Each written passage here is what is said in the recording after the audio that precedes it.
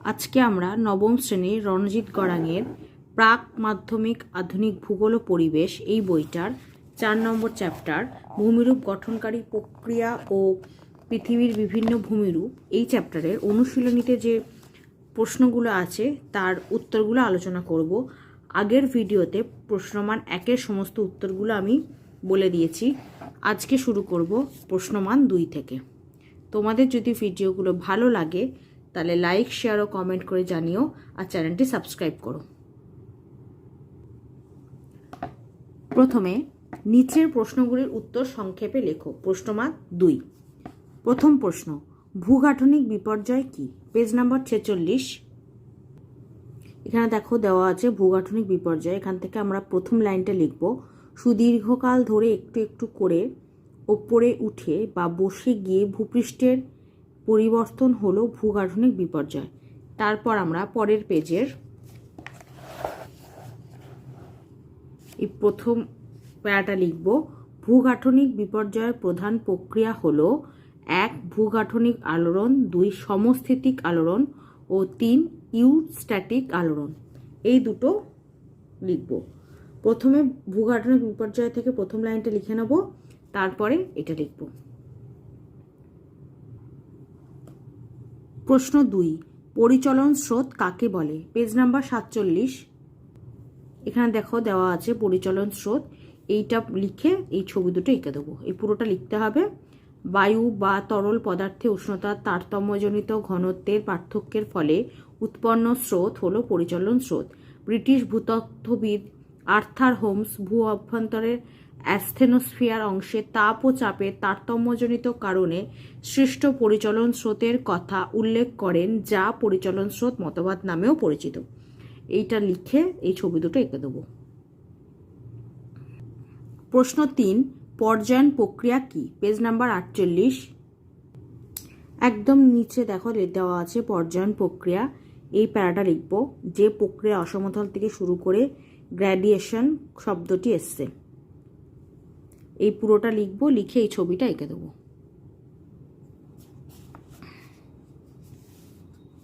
এইটাও লিখবো এখান থেকে এতটা, আর এই ছবিটা এঁকে দেবো। প্রশ্ন 4, পর্বতের মূল বৈশিষ্ট্যগুলি কি কি? Page number 50। এখানে দেখো 6টা পর্বতের বৈশিষ্ট্য দেওয়া আছে। তার মধ্যে থেকে যেহেতু 2 নাম্বার আছে তার মধ্যে থেকে যে কোনো 4টে লিখলেই হবে। পর্বতের বৈশিষ্ট্য থেকে যে কোনো 4টে পয়েন্ট আমরা লিখে দেবো। প্রশ্ন 5, পাত ও অ্যাস্থেনোস্ফিয়ার কি? Page number 50। পেজ নাম্বার 50-এ আমরা পেয়ে যাব পাত কি, সেটা আমরা লিখব, পৃথিবীর বাইরের আবরণটা কতকগুলি অনমনীয় ও কঠিন খণ্ডে বিভক্ত। এই খণ্ডগুলি হলো পাত। আর অ্যাস্থেনোস্ফিয়ার কি সেটা পাবো পরের পেজে, পেজ নাম্বার 51।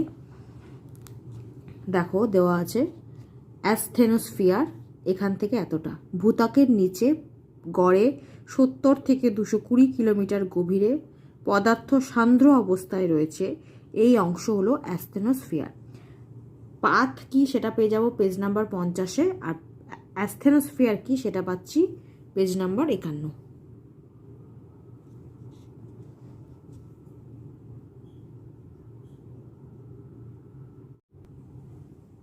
প্রশ্ন 6, অভিসারী পাতসীমানা কাকে বলে? উদাহরণ দাও। Page number 51। একদম শেষের দিকে দেখো দেওয়া আছে অভিসারী বা ধ্বংসাত্মক পাতসীমানা। এই প্যারাটা আমাদের লিখতে হবে। যখন দুটি পাত পরস্পরের দিকে অগ্রসর হয় তখন তা হলো অভিসারী পাতসীমানা। এখানে একটি পাত ও আরেকটি পাতের ভিতরে ঢুকে গিয়ে গলে পাত ধ্বংস হয়। এখানে একটি পাত আরেকটি পাতের ভেতরে ঢুকে গিয়ে গলে পাত ধ্বংস হয়, তাই এটি ধ্বংসাত্মক পাতসীমানা। আর তারপর পরের পেজে একটা লিখে দেবো,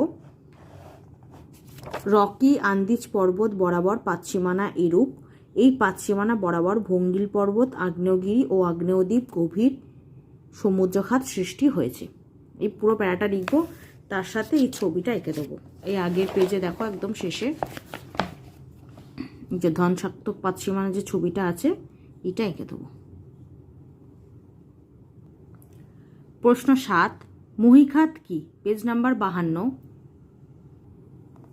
এখানে দেখো দেওয়া আছে জিওসিনক্লাইন বা মহীখাত, সেটা পুরোটা লিখে দেবো। প্রাচীনকালে মহাদেশের অভ্যন্তর বা সংযোগস্থলের অগভীর সমুদ্র, সেখান থেকে পলি সঞ্চয়ের মাধ্যমে ভঙ্গিল পর্বতের উত্থান ঘটেছে, তা হলো মহীখাত। আর বৈশিষ্ট্যগুলো দিয়ে দেবো। 1, এটি দীর্ঘ, অগভীর ও সংকীর্ণ জলভাগ। 2, মহীখাত ক্রমাগত পরিসঞ্চয়ের মাধ্যমে অবনমিত হয়। 3, মহীখাত কঠিন ভূভাগ দ্বারা বেষ্টিত, যা ফোরল্যান্ড নামে পরিচিত। বর্তমানে যেখানে হিমালয় সমেত মধ্য এশিয়ার পর্বতগুলি রয়েছে, প্রাচীনকালে সেখানেই ছিল টেথিস নামে মহীখাত। এই পুরোটা লিখে দেবো। প্রশ্ন 8, ম্যাগমা ও লাভার তফাৎ কি? Page number 55। এখানে দেওয়া আছে ম্যাগমা আর লাভার তফাৎ, এই তিনটে পার্থক্য আমরা লিখে দেবো। প্রশ্ন 9, ক্রেটার ও ক্যালডেরা কাকে বলে? Page number 56। এখানে আগ্নেয়গিরির বিভিন্ন অংশ দেওয়া আছে, তার মধ্যে থেকে 3 নম্বর পয়েন্টটা হচ্ছে জ্বালামুখ বা ক্রেটার, আর 4 নম্বর পয়েন্টটা হচ্ছে ক্যালডেরা। এই দুটো লিখে দেবো। ক্যালডেরা, এই 3 নম্বর আর 4 নম্বর পয়েন্ট দুটো লিখে দেবো। প্রশ্ন 10, জীবন্ত ও মৃত আগ্নেয়গিরির উদাহরণ দাও। Page number 57। পেজ নাম্বার 56 দেখো দেওয়া আছে একদম শেষে সক্রিয় বা জীবন্ত আগ্নেয়গিরি, তার উদাহরণ আছে পেজ নাম্বার 57 একদম প্রথমে। তা আমাদের উদাহরণ চেয়েছে জীবন্ত আগ্নেয়গিরির, তাহলে আমরা এখানে সেই জীবন্ত আগ্নেয়গিরিকে আবার দুভাগে ভাগ করা যায়। একটা হচ্ছে সক্রিয় অবিরাম আগ্নেয়গিরি, আর একটা হচ্ছে সক্রিয় সবিরাম আগ্নেয়গিরি। তারা আমরা এখান থেকে অথবা এখান থেকে যে কোনো দুটো উদাহরণ দিলেই হবে। তাহলে আমরা জীবন্ত আগ্নেয়গিরিতে উদাহরণ দিতে পারি ইটালির স্টম্বলি, আর একটা লিখতে পারি সিসিলির মাউন্ট এটানা, এই দুটো দিলাম। আর মৃত আগ্নেয়গিরি বলেছে, মৃত আগ্নেয়গিরিতে আমরা লিখে দেবো মায়ানমারের পোপা, চীনের দাতুং। দুটো করে উদাহরণ দিয়ে দেবো। মৃত আগ্নেয়গিরির উদাহরণে লিখবো আমরা মায়ানমারের পোপা, চীনের দাতুং। আর জীবন্ত আগ্নেয়গিরির উদাহরণে আমরা লিখব ইটালির স্ট্রোমলি আর সিসিলির মাউন্ট এটনা। প্রশ্ন 11, দ্য গ্রেট রিফট ভ্যালি বলতে কি বোঝো? Page number 59।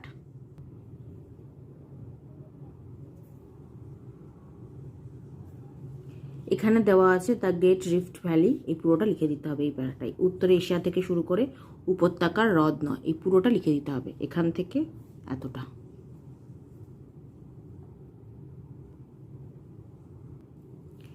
বারো নম্বর, হোস্ট ও গ্রাবেন কি? Page number 59।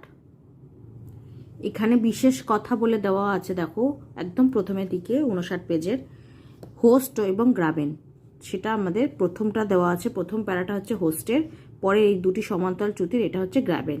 তাহলে আমরা এখান থেকে এতটা লিখব। ভূ আন্দোলনের দুটি সমান্তরাল চ্যুতির উঠে যাওয়া মধ্যবর্তী অংশ হলো হোস্ট। হোস্টের উচ্চতা খুব বেশি হলে স্তূপ পর্বত রূপে অবস্থান করে। ভারতের সাতপুরাও এরূপ একটি হোস্ট বা স্তূপ পর্বত। তারপর গ্রাবেনের জায়গায় লিখবো আমরা দুটি সমান্তরাল চ্যুতির মধ্যবর্তী বসে যাওয়া অংশ হলো গ্রাবেন। গ্রাবেন স্রোত বা গ্রস্ত উপত্যকা রূপে অবস্থান করে। জার্মানির রাইন নদী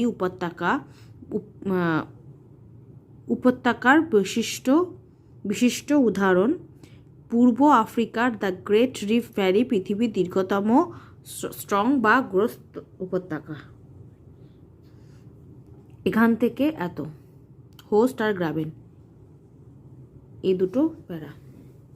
প্রথম প্যারাটা এটা হচ্ছে হোস্ট, তারপরের প্যারাটা হচ্ছে গ্রাবেন।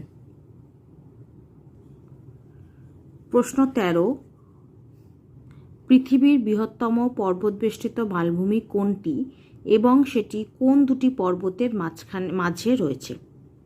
Page number 63। দেখো পেজ নাম্বার 62 পেজে, সরি প্রশ্ন 13-র উত্তরটা আছে পেজ নাম্বার 62-তে। তার দেখো একদম তার যে পর্বত বেষ্টিত মালভূমি বিশেষত্ব তার উদাহরণ দেওয়া আছে। চীনে হিমালয় ও কুয়েনলুন পর্বতের মাঝে তিব্বত মালভূমি। তাহলে উত্তরটা কী হবে? পৃথিবীর সব থেকে বৃহত্তম পর্বত বেষ্টিত মালভূমি হচ্ছে তিব্বত মালভূমি, এবং সেটি কোন দুটি পর্বতের মাঝখানে রয়েছে? সেটি চীনের হিমালয় ও কুয়েনলুন পর্বতের মাঝে রয়েছে। 13 নম্বর প্রশ্নের উত্তরটা আমি আরেকবার বলে দিচ্ছি। পৃথিবীর বৃহত্তম পর্বত বেষ্টিত মালভূমি তিব্বত মালভূমি, এবং সেটি চীনের হিমালয় ও কুয়েনলুন পর্বতের মাঝে রয়েছে। প্রশ্ন 14, ডেকান ট্র্যাপ এর বিশেষত্ব কী? Page number 63। আমাদের বলেছে ডেকান ট্র্যাপের বৈশিষ্ট্য কী বা বিশেষত্ব কী। দেখো এখানে লাভা মালভূমির যে বিশেষত্ব দেওয়া আছে তারই উদাহরণ দেওয়া আছে ভারতের ডেকান ট্র্যাপ। তার মানে ডেকান ট্র্যাপ হচ্ছে একটি লাভা মালভূমি, তার বৈশিষ্ট্য বা বিশেষত্ব হচ্ছে এই 4টে পয়েন্ট। তাহলে আমরা ভারতের ডেকান ট্র্যাপের বিশেষত্ব লিখব এই 4টে পয়েন্ট দিয়ে।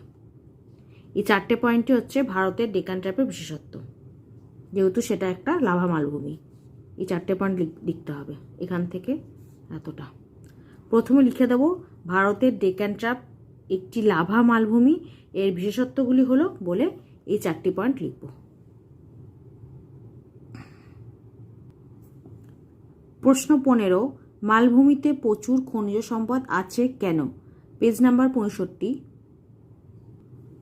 এখানে দেওয়াই আছে মালভূমি কেন খনিজ সমৃদ্ধ, এটাই হচ্ছে ওই প্রশ্নটার উত্তর। এখান থেকে এতটা লিখে দেব পুরোটা।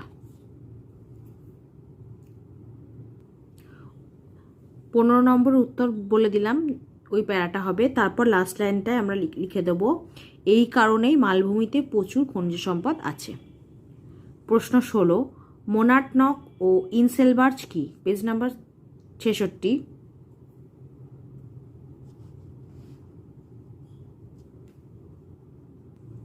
প্রথমে মোনার্টনক, এখানে দেখো লেখা আছে এই প্রকার সমভূমিতে। এই প্রকার মানে হচ্ছে সমপ্রায় ভূমি বা তরঙ্গায়িত সমভূমি। তাহলে আমরা কি লিখবো? এই প্রকারের জায়গায় আগে লিখবো সমপ্রায় ভূমি বা তরঙ্গায়িত সমভূমিতে কঠিন শিলাগঠিত কিছু পাহাড় বা টিলা থাকে, এগুলি হলো মোনার্টনক। একটা উদাহরণ আমরা দিয়ে দিতে পারি, পুরুলিয়ার অযোধ্যা পাহাড় একটি মোনার্টনক। পুরুলিয়া, অযোধ্যা, শুশুনিয়া দুটোই মোনার্টনক, যে কোনো একটা লিখে দেবো। তারপরেরটা হচ্ছে ইনসেলবার্চ, এখানেও দেওয়া আছে এই সমভূমিতে। এই সমভূমি মানে হচ্ছে পেডিমেন্ট সমভূমি। তাহলে আমরা লিখবো পেডিমেন্ট সমভূমিতেও অনুচ্চ টিলা থাকে যা ইনসেলবার্চ নামে পরিচিত। প্রায় সকল প্রকার মরুভূমিতেই পেডিপ্লেন দেখা যায়। তাহলে এটা প্রথমটা হচ্ছে এটা মোনার্টনক, এই প্রকারের জায়গায় আমরা লিখে দেবো সমপ্রায় ভূমি বা তরঙ্গায়িত সমভূমি। আর তারপরে হচ্ছে ইনসেলবার্চ, এখানেও এই সমভূমির জায়গায় লিখবো পেডিমেন্ট সমভূমি। প্রশ্ন 17, লোয়েস কি? Page number 68। একদম নিচে দেওয়া আছে দেখো 5 নম্বর বলে লোয়েস সমভূমি। এই পুরো প্যারাটা আমরা লিখে দেবো উদাহরণ সহ। এখান থেকে এতটা, এটাই হচ্ছে লোয়েস। প্রশ্ন 18, গিরিজনী আলোড়ন কাকে বলে? Page number 47। এখানে দেওয়া আছে দেখো গিরিজনী আলোড়ন, এখান থেকে এতটা লিখে দেবো। প্রথমে একটু ভূমিকা লিখবো, তারপর সংজ্ঞা দেওয়া আছে, এখান থেকে এতটা। প্রশ্ন 19, সমস্থিতিক আলোড়ন বলতে কি বোঝো? Page number 48। এখানে দেখো দেওয়া আছে 2 নম্বরে সমস্থিতিক আলোড়ন, এটা আমাদের লিখতে হবে এখান থেকে এতটা। সমস্থিতিক আলোড়ন বলতে কি বোঝো, তার উত্তর হবে এখান থেকে এতটা।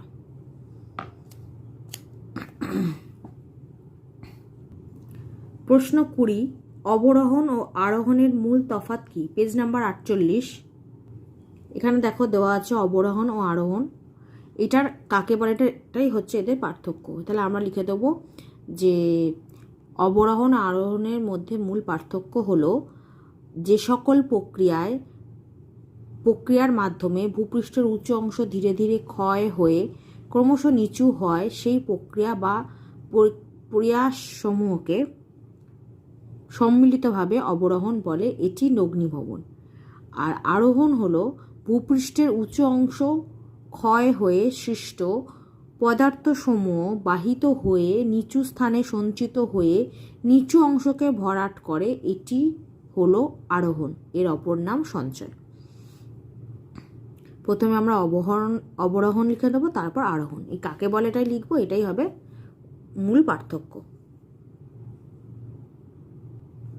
প্রশ্ন 21, পর্বতগ্রন্থি ও পর্বতমালা কাকে বলে? Page number 50। একদম পেজের প্রথমেই দেওয়া আছে পর্বত সম্পর্কে কতগুলি শব্দের অর্থ। তা প্রথমেই আছে পর্বতগ্রন্থি, এই লাইনটা লিখে দেবো। আর এটা হচ্ছে পর্বতগ্রন্থি, আর পর্বতমালা হচ্ছে দেখো 3 নম্বরে লেখা আছে মাউন্টেন রেঞ্জ, এই লাইনটা লিখে দেবো। পর্বতগ্রন্থি হচ্ছে অসংখ্য পর্বত যদি একটি স্থানে মিলিত হয় সেই স্থানটি হলো পর্বতগ্রন্থি। আর পর্বতমালা হলো একই যুগের সৃষ্ট অসংখ্য শৈলশিরা রেখার আকারে থাকলে তাকে পর্বতমালা বলে, তা পর্বতমালা। তাহলে এইটাই হচ্ছে পর্বতগ্রন্থি আর এটা হচ্ছে পর্বতমালা। প্রশ্ন 22, প্রতিসারী পাতসীমানা কাকে বলে? Page number 51। এখানে দেওয়া আছে দেখো প্রতিসারী বা গঠনাত্মক পাতসীমানা, এখান থেকে এতটা লিখতে হবে কাকে বলে, এখান থেকে এতটা। আর তার সাথে যদি এই ছবিটা এঁকে দিতে পারি ভালো হয়, এই গঠনাত্মক পাতসীমানার ছবিটা। প্রশ্ন 23, জিওক্লাইন কি? Page number 52। এখানে দেওয়া আছে জিওক্লাইন, এখান থেকে এতটা।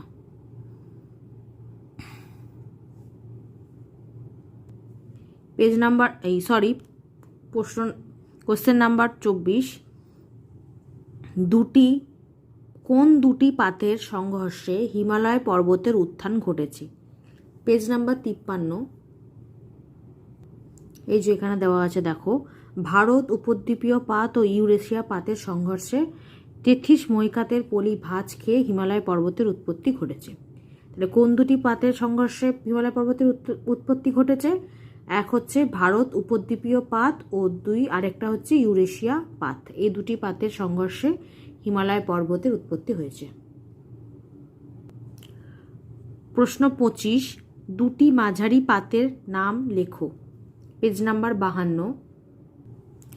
এখানে দেখো দেওয়া আছে মাঝারি পাত, 8টি মাঝারি পাত হলো, এখানে 8খানা মাঝারি পাতের নাম দেওয়া আছে, তার মধ্যে থেকে যে কোনো দুটো আমরা লিখব।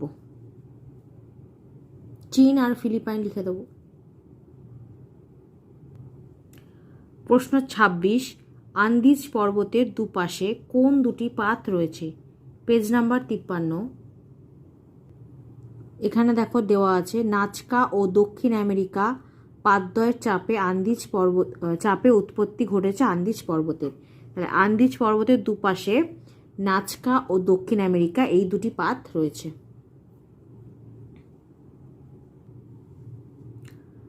প্রশ্ন 27, বেনিফিউ এলাকা কাকে বলে? Page number 53। এখানে দেওয়া আছে বেনিফিউ এলাকা, এখান থেকে এতটা। প্রশ্ন 28, অঙ্কুতগম ও আগ্নেয়গিরির তফাৎ কি? পেজ নাম্বার 55 বা 55। এখানে দেওয়া আছে অঙ্কুতগম ও আগ্নেয়গিরি, এখান থেকে এতটা লিখব।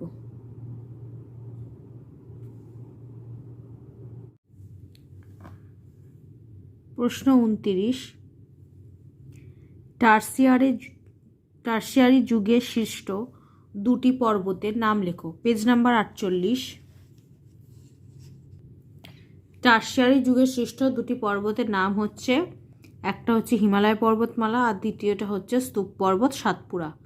টার্সিয়ারি যুগের সৃষ্ট দুটি পর্বতের নাম হিমালয় পর্বত আর একটা হবে স্তূপ পর্বত সাতপুরা। প্রশ্ন 30, হটস্পট কাকে বলে? Page number 56। একদম শেষে দেখো 56 নম্বর পাতায় হটস্পট ও প্লিউম, এখানেই হটস্পট কাকে বলে লেখা আছে, এটা লিখতে হবে আমাদের। ভূত্বকের যেখানে ভূগর্ভ থেকে বেরিয়ে আসা তাপপ্রবাহের মাত্রা বেশি তা হলো হটস্পট। এই হটস্পট দিয়ে ম্যাগমার ঊর্ধ্বমুখী প্রবাহ হলো প্লিউম। প্লিউমের চাপে ভূত্বক ফেটে গিয়ে ম্যাগমা বেরিয়ে এসে আগ্নেয়গিরির উৎপত্তি ঘটায়। এটা লিখতে হবে, এই ছবিটা এঁকে দিতে হবে।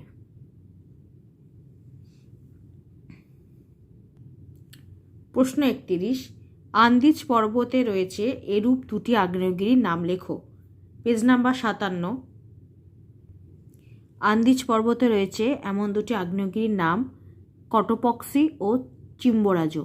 আন্দিজ পর্বতের কটোপক্সি ও চিম্বোরাজো এখানকার বিখ্যাত আগ্নেয়গিরি। তাহলে আন্দিজ পর্বতে রয়েছে দুটো আগ্নেয়গিরির নাম হচ্ছে, একটা হচ্ছে কটোপক্সি আর একটা হচ্ছে চিম্বোরাজো।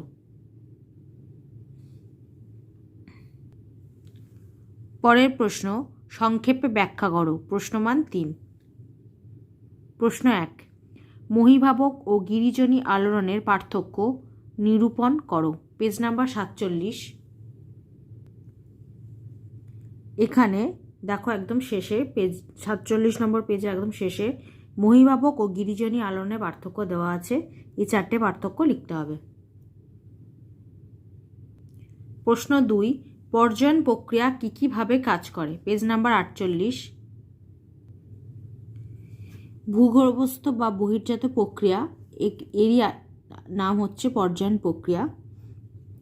সেটা কীভাবে কাজ করে এই যে লেখা আছে। প্রথমে লেখা আছে পর্যায়ন প্রক্রিয়া কাকে বলে সেটা লিখব। তারপর লিখব পর্যায়ন প্রক্রিয়া হলো 2 প্রকার, অবরোহণ ও আরোহণ। এই 2 প্রক্রিয়া সম্মিলিত কাজের ফল বলে অবরোহণের প্যারাটা লিখব, আরোহণের প্যারাটা লিখব। মানে এর উত্তরটা হবে খ নম্বর পয়েন্টটা। ভূবহিস্থ বা বহির্জাত প্রক্রিয়া পুরোটা লিখতে হবে, এখান থেকে শুরু করে সঞ্চয় অবধি, এখান থেকে এতটা পুরোটা লিখে দিতে হবে।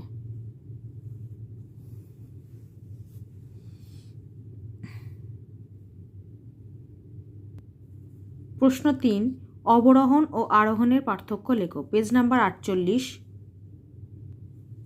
এখানে দেখো 1 নম্বর পয়েন্ট দেওয়া আছে অবরোহণ, 2 নম্বর পয়েন্ট হচ্ছে আরোহণ। এই দুটো প্যারা লিখবো, অবরোহণের পুরোটা লিখবো এখান থেকে এতটা, আর আরোহণের এখান থেকে সঞ্চয় অবধি।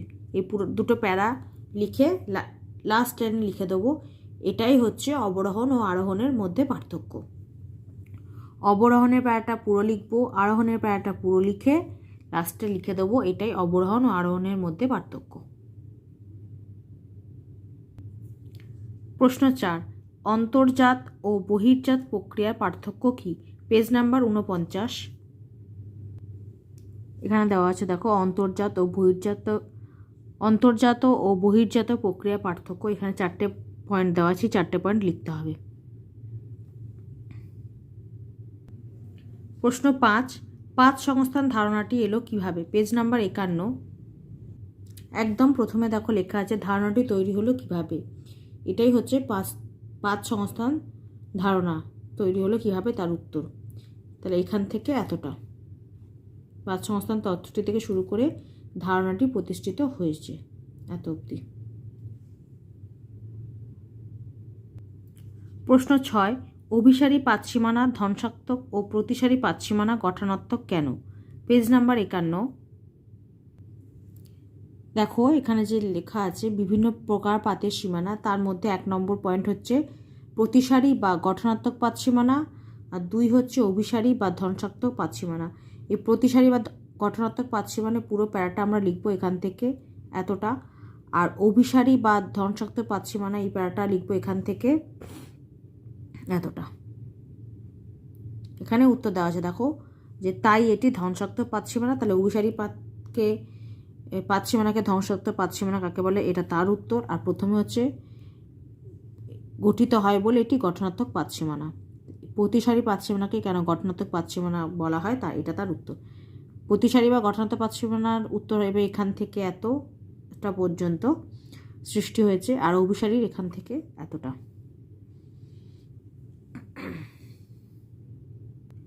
আর যদি অভিসারী ও ধ্বংসাত্মক পাতসীমানার উদাহরণ দিতে চাও তাহলে এই দুটো লাইনও লিখে নেবে পরের পেজে, এই দুটো লাইন, প্রথম দুটো লাইন। প্রশ্ন 7, নবীন ও প্রাচীন ভঙ্গিল পর্বতের পার্থক্য লেখো। Page number 54। এখানে দেওয়া আছে নবীন ভঙ্গিল ও প্রাচীন ভঙ্গিল পর্বতের মধ্যে পার্থক্য, এই 4টে পার্থক্য লিখতে হবে। নবীন ও প্রাচীন ভঙ্গিল পর্বতের মধ্যে পার্থক্য।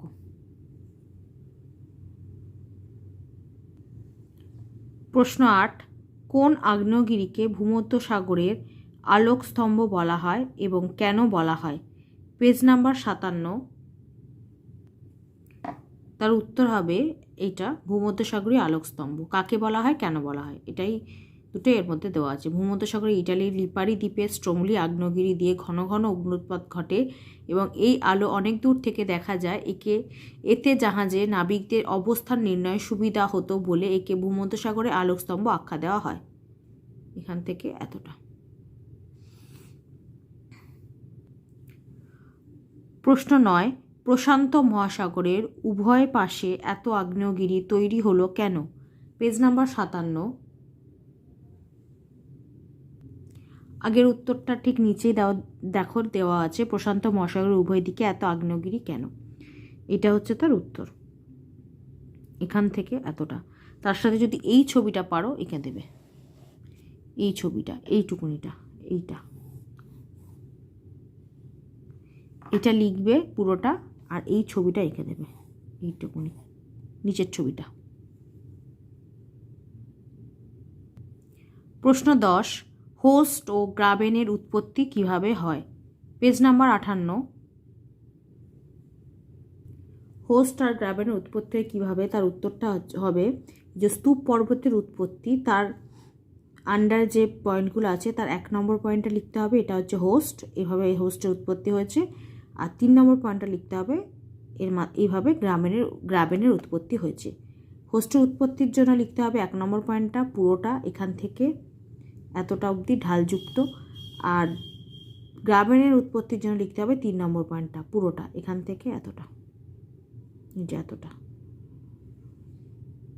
তাহলে আমরা হোস্টের উৎপত্তির জন্য 1 নম্বর পয়েন্টটা পুরোটা লিখব, এখান থেকে শুরু করে এত অবধি, দুটি সমান্তরাল চ্যুতি থেকে শুরু করে ঢালযুক্ত, খাড়া ঢালযুক্ত। আর গ্রাবেনের উৎপত্তির জন্য লিখব 3 নম্বর পয়েন্টটা পুরোটা, দুটি সমান্তরাল চ্যুতি থেকে শুরু করে উপত্যকা গঠিত হয়, এখান থেকে এতটা। প্রশ্ন 11, আগ্নেয় ও ক্ষয়জাত পর্বতের পার্থক্য কী? Page number 60।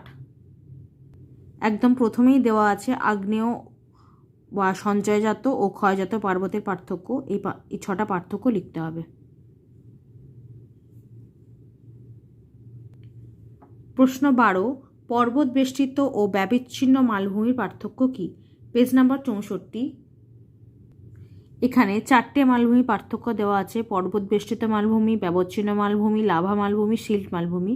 তো এর মধ্যে থেকে আমাদের দুটো চেয়েছে, পর্বত বেষ্টিত মালভূমি আর ব্যবচ্ছিন্ন মালভূমি, আমরা এই দুটো লিখে দেবো। 6টা করে পয়েন্ট আছে, 6টা পয়েন্টই লিখব। প্রশ্ন 13, সিল্ট মালভূমির 3টি বৈশিষ্ট্য লেখো। Page number 64। একদম প্রথমেই দেওয়া আছে সিল্ট মালভূমির বিশেষত্ব বা বৈশিষ্ট্য, 4টে পয়েন্ট দেওয়া আছে, আমাদের 3টে পয়েন্ট লিখতে বলেছে, এর মধ্যে থেকে যে কোনো 3টে পয়েন্ট লিখে দেবো।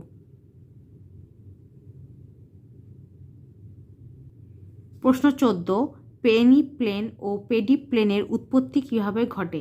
Page number 66। পেডি প্লেন আর পেডিপ্লেনের উৎপত্তি হলো কি করে, পেডি প্লেন আর পেনি প্লেনের উৎপত্তি হলো কি করে, তার উত্তরটা হবে এখানে যে দেখো ক্ষয় কাজের মাধ্যমে গঠিত সমভূমি, সেখানে দেওয়া আছে এটি 4 প্রকার।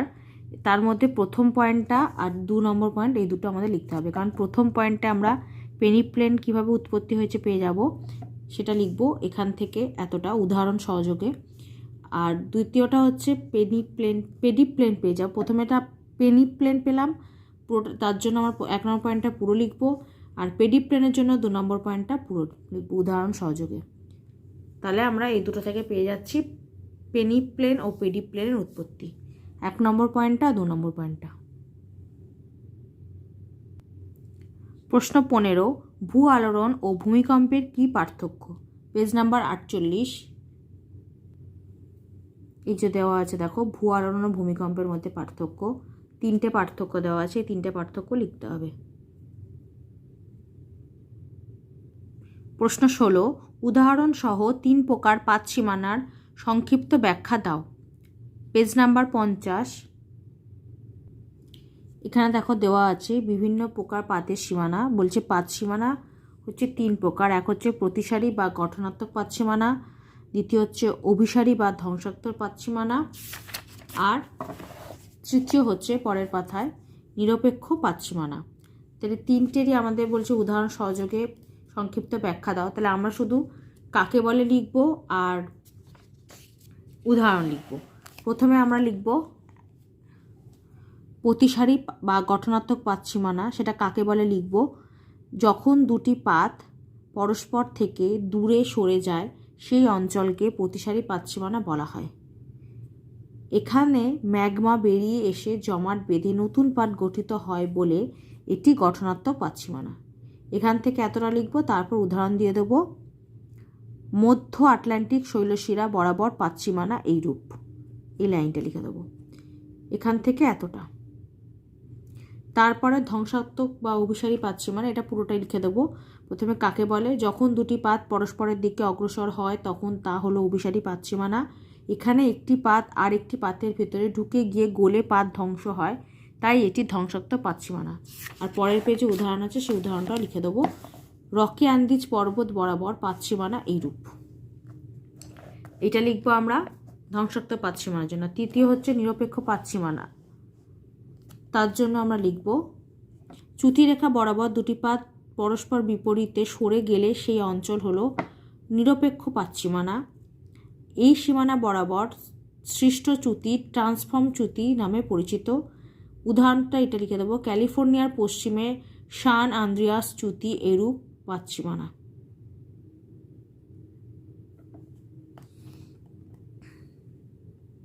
তিনটে পাত সীমানা পুরো প্যারাগ্রাফটা লিখে দেবো। প্রথমে হচ্ছে ধ্বংসাত্মক বা প্রথমে হচ্ছে প্রতিসারী ও গঠনাত্মক পাত সীমানা এইটা, তারপরে হচ্ছে অভিসারী বা ধ্বংসাত্মক পাত সীমানা, তারপরে হচ্ছে 3 নম্বর পয়েন্ট হচ্ছে নিরপেক্ষ পাত সীমানা। এই তিনটে প্যারা লিখে দেবো। কাকে বলে লিখবো আর উদাহরণ লিখবো। প্রশ্ন 17, 3 প্রকার পাত সীমানার চিত্র আঁকো। Page number 51। এই আঁকাটা হবে। প্রথমে এইটা আঁকতে হবে, তারপর এই তিনটে পাত সীমানার ছবি এঁকে দিতে হবে। এটা হচ্ছে ধ্বংসাত্মক পাত সীমানা, এটা নিরপেক্ষ, এটা গঠনাত্মক। এই তিনটে, এই পুরো ছবিটা এঁকে দিতে হবে। পেজ নাম্বার 18, পর্বত ও পাহাড়ের পার্থক্য কী? প্রশ্ন 18, পর্বত ও পাহাড়ের পার্থক্য কী? Page number 50। এখানে দেওয়া আছে পর্বত ও পাহাড়ের পার্থক্য, 4টে পয়েন্ট দেওয়া আছে। এই 4টে পয়েন্ট লিখতে হবে।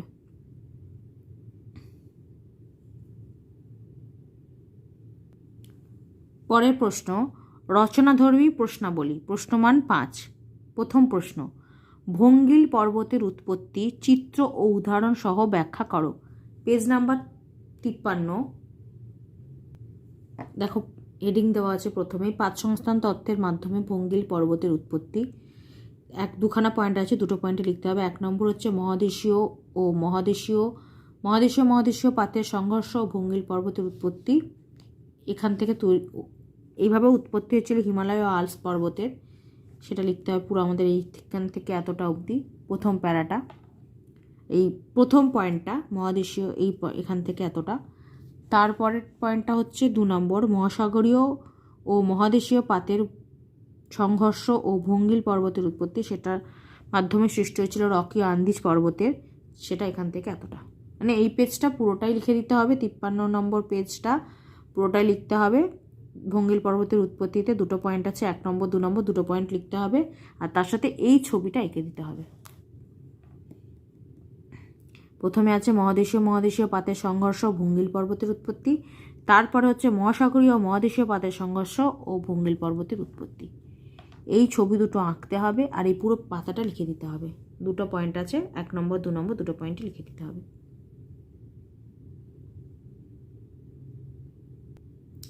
শুধু এই সবুজ অংশটা বাদে, সবুজ অংশটা আমরা লিখব না, বাকি এই দুটো পয়েন্ট সাদা অংশে যেটা দেওয়া আছে এই পয়েন্টটা পুরোটা আর নিচের পয়েন্টটা পুরোটা, এই দুটো পয়েন্ট লিখবো আর এই ছবিটা আঁকবো। প্রশ্ন 2, চিত্রসহ বিভিন্ন ধরনের পাতসীমানার সংক্ষিপ্ত ব্যাখ্যা দাও। Page number 51। আগে উত্তরটাই হবে। বিভিন্ন প্রকার পাতসীমানা হচ্ছে 3 প্রকার: প্রতিসারী বা গঠনাত্মক পাতসীমানা, 2 নম্বর অভিসারী বা ধ্বংসাত্মক পাতসীমানা, পরের পেজে আছে নিরপেক্ষ পাতসীমানা। এই 3টে পয়েন্ট লিখতে হবে পুরো প্যারাটা, আর তার সাথে এই ছবিটা এঁকে দিতে হবে। আগেরটাতে শুধু বলেছিলাম কাকে বলে আর উদাহরণ লিখবো, এখানে কিন্তু যেহেতু 5 নম্বর আছে সেজন্য পুরোটাই লিখে দিতে হবে, কারণ আগের প্রশ্নটাতে 3 নম্বর ছিল, এটাতে 5 নম্বর আছে, এটাতে কিছু বাদ দেওয়া যাবে না, পুরোটা লিখে দিতে হবে এবং এই ছবিটা আঁকতে হবে। পুরো একদম এখান থেকে শুরু করতে হবে। 2টি পাতের মিলন অঞ্চল হলো পাতসীমানা বা এবং পাতসীমানা 3 প্রকার বলে শুরু করে 3খানা পয়েন্ট লিখে ছবিটা আঁকতে হবে। প্রশ্ন 3, চিত্রসহ আগ্নেয় পর্বতের উৎপত্তি ব্যাখ্যা করো। পেজ নাম্বার 55 দেওয়া আছে। দেখো, আগ্নেয় পর্বতের উৎপত্তি এখান থেকে শুরু করতে হবে। তার 4টে পয়েন্ট এখান থেকে শুরু, ভূমিকা, তারপর 4টে পয়েন্ট লিখতে হবে। প্রতিসারী বা গঠনাত্মক পাতসীমানা, 2 হচ্ছে অভিসারী ও ধ্বংসাত্মক পাতসীমানা, 3 নম্বর পয়েন্ট এটা, 4 নম্বর পয়েন্ট এটা, পুরো এতটা অবধি। পরের পেজে আগ্নেয় পর্বতের উৎপত্তি ঘটেছে, 4 নম্বর পয়েন্ট। এই 4টে পয়েন্ট আমরা লিখব আর ছবিটা আঁকবো। এই ছবিটা আঁকবো, এই ছবিটা আঁকবো আর 4টে পয়েন্ট লিখে দেবো ভূমিকা সহ। পুরোটাই লিখতে হবে, আগ্নেয় পর্বতের উৎপত্তি পুরোটাই লিখতে হবে আর এই ছবিটা আঁকতে হবে। প্রশ্ন 4, ভঙ্গিল ও স্তূপ পর্বতের বৈশিষ্ট্য লেখো। ভঙ্গিল পর্বতের বৈশিষ্ট্য আছে পেজ নাম্বার 54। প্রথমে ভঙ্গিল পর্বতের বৈশিষ্ট্য, পেজ নাম্বার 54, 6টা পয়েন্ট আছে, 6টা পয়েন্ট আমরা লিখব এখান থেকে এতটা। তারপরে হচ্ছে স্তূপ পর্বত, তার বৈশিষ্ট্য, সেটা আছে পেজ নাম্বার 58। একদম শেষে দেওয়া আছে স্তূপ পর্বতের বৈশিষ্ট্য, 4টে পয়েন্ট দেওয়া আছে, 4টে পয়েন্ট লিখতে হবে, 1 2 3 4।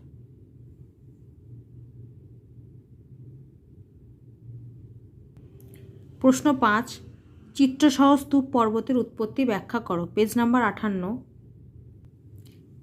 স্তূপ পর্বতের বৈশিষ্ট্যের আগের পয়েন্টটাই হচ্ছে স্তূপ পর্বতের উৎপত্তি। এখানে 4টে পয়েন্ট আছে, 4টে পয়েন্ট লিখতে হবে। এখান স্তূপ পর্বত 4ভাবে গঠিত থেকে শুরু করে অন্যদিকে মৃদু ঢালযুক্ত এত অবধি, এখান থেকে এতটা পর্যন্ত লিখতে হবে আর তার সাথে এই ছবিটা আঁকতে হবে। এই 4টেই ছবি, 1 2 3 4। প্রশ্ন 6, মানুষের জীবনের ওপর পর্বত কিরূপ প্রভাব ফেলে। পেজ নাম্বার 60 দেওয়া আছে। দেখো, পর্বতের গুরুত্ব, মানব জীবনে পর্বতের প্রভাব, এটাই হবে অ্যান্সার। সেখানে 11টা পয়েন্ট আছে, 11টা পয়েন্টই আমাদের লিখতে হবে। 1 নম্বর হচ্ছে জলবায়ু নিয়ন্ত্রক, 2 হচ্ছে প্রাকৃতিক বাধা ও প্রাকৃতিক সীমানা, 3 নদীর উৎসস্থল, 4 পরোক্ষভাবে সমভূমি সৃষ্টি, 5 বনভূমি, 6 খনিজ সম্পদ, 7 বাগিচা ফসল, 8 পশুপালন, 9 জলবিদ্যুৎ। তারপরে পরের পেজে 2টো পয়েন্ট আছে, 10 কুটির শিল্প, 11 পর্যটন কেন্দ্র। এত অবধি লিখতে হবে, এতে প্রচুর মানুষের কাজের সুযোগ বাড়ে, এত অবধি। এটাই হচ্ছে মানব জীবনে পর্বতের প্রভাব।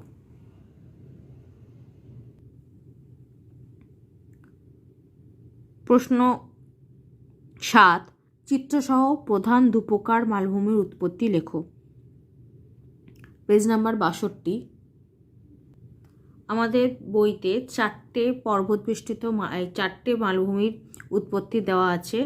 একটা হচ্ছে পর্বতবেষ্টিত মালভূমি, ব্যবচ্ছিন্ন মালভূমি, লাভা মালভূমি, মহাদেশীয় মালভূমি। তো এর মধ্যে থেকে এবার 4টের উৎপত্তিও দেওয়া আছে। পর্বতবেষ্টিত মালভূমির উৎপত্তি এটা, ছবি এটা। ব্যবচ্ছিন্ন মালভূমির ছবি এটা, নিচেরটা, আর উৎপত্তি এটা। আর বাকি দুটো পরের পেজে আছে, 63 নম্বর পেজে। লাভা মালভূমির উৎপত্তি এটা, ছবি এটা, আর মহাদেশীয় মালভূমির উৎপত্তি ছবি।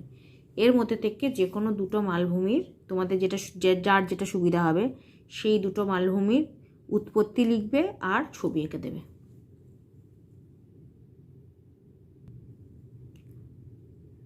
প্রশ্ন 8, ক্ষয়কার্যের মাধ্যমে সমভূমি কিভাবে গঠিত হয়? পেজ নাম্বার 66 দেওয়া আছে, দেখো ক্ষয়কার্যের মাধ্যমে গঠিত সমভূমি, এই পুরোটাই লিখতে হবে কিভাবে গঠিত হয়। এখানে 5টা পয়েন্ট আছে, এই 5টা পয়েন্টই আমাদের লিখতে হবে। এক হচ্ছে সমপ্রায় ভূমি বা তরঙ্গায়িত সমভূমি, 2 নম্বর পয়েন্ট হচ্ছে পেডিমেন্ট সমভূমি, 3 নম্বর হচ্ছে তরঙ্গ কর্তৃক সমভূমি, 4 হচ্ছে হিমবাহ সমভূমি, 5 হচ্ছে পরের পেজে দেওয়া আছে কাস্ট সমভূমি। তারপর উদাহরণ দেওয়া আছে, পুরোটাই লিখে দেবো। এইভাবেই ক্ষয়কার্যের মাধ্যমে সমভূমি গঠিত হয়। এই পুরোটা লিখে দিয়ে এই পুরোটাই হচ্ছে উৎপত্তি। 5টা পয়েন্ট লিখে দেবো আর উদাহরণটাও বলে দেবো, তার সাথে এই ছবিটা আঁকবো। সমপ্রায় ভূমি, পেডিমেন্ট সমভূমি আর তরঙ্গ কর্তৃক সমভূমি, 3টে ছবি আঁকবো আর 5টা পয়েন্ট লিখে দেবো।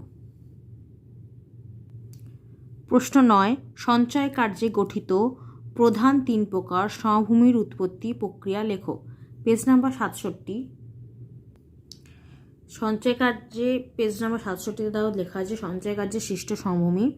এখানে 5টা পয়েন্ট আছে, এই 5টা পয়েন্ট আমাদের লিখতে হবে। প্রথম পয়েন্ট হচ্ছে পলিগঠিত সমভূমি, তার আন্ডারে আবার 4টে পয়েন্ট আছে, পাদদেশীয় সমভূমি, প্লাবন সমভূমি, নদী পলিগঠিত সমভূমি, আর 4 নম্বর হচ্ছে বদ্বীপ সমভূমি। তা এটা আমরা এই 4টে পয়েন্টে লিখবো শুধু কাকে বলে আর উদাহরণ। পলিগঠিত সমভূমির মধ্যে আমরা এই 4টে পয়েন্ট লিখবো কিন্তু শুধু কাকে বলে আর উদাহরণ, না হলে উত্তরটা অনেক বড় হয়ে যাবে।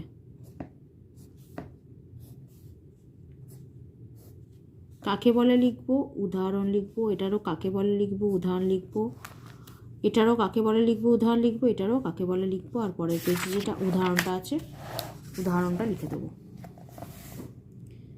তারপরের পয়েন্টে লিখবো উপকূলীয় সমভূমি, পুরোটা লিখে দেবো উদাহরণ সমেত। তারপরে হচ্ছে 3 নম্বর হ্রদ সমভূমি, পুরোটা লিখবো উদাহরণ সমেত। 4 হিমবাহ সমভূমি, উদাহরণ সহযোগে লিখে দেবো। 5 হচ্ছে লোয়েত সমভূমি, উদাহরণ লিখবো। আর 6 হচ্ছে 6টা সমভূমি আছে পরের পেজে, বাজাদা সমভূমি, তার উদাহরণ দিয়ে দেবো। সব 2 থেকে 6 এই যে সমভূমিগুলো আছে তার পুরো প্যারাটাই লিখবো উদাহরণ সহযোগে। আর প্রথম যেটা আছে পলিগঠিত সমভূমি, তার আন্ডারে যদি আরও 4টে পয়েন্ট আছে সেই জন্য ওটাকে আমাদের ছোট করতে হবে, সেই জন্য ওখানে শুধুমাত্র কাকে বলে উদাহরণ লিখবো।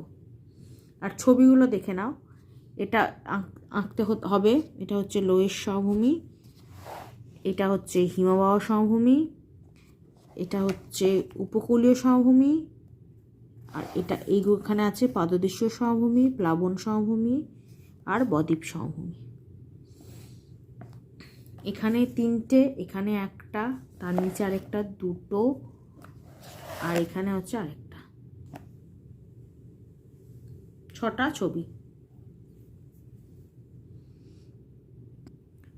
প্রশ্ন 10, সমভূমি মানুষের জীবনে কিরূপ প্রভাব ফেলে? পেজ নাম্বার 69 সমভূমি মানুষের জীবনে কিরূপ প্রভাব ফেলে তার উত্তর দেখো দেওয়া আছে।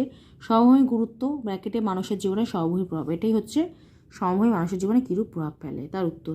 এখানে 7টা পয়েন্ট আছে, এই 7টা পয়েন্ট আমাদের লিখতে হবে।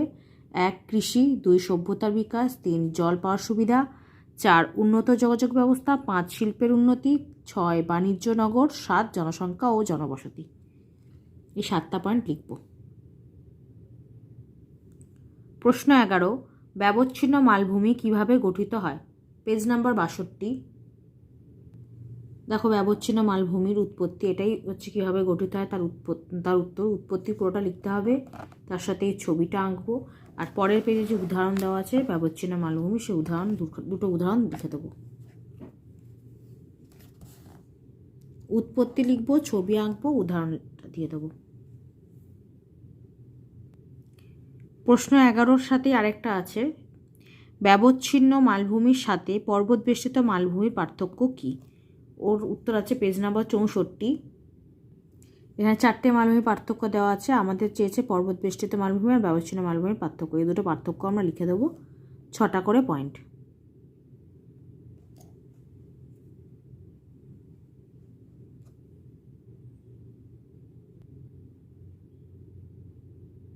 প্রশ্ন 12, অগ্ন্যুৎপাতের সময়ের ব্যবধান অনুসারে আগ্নেয়গিরির শ্রেণীবিভাগ করো ও ব্যাখ্যা দাও।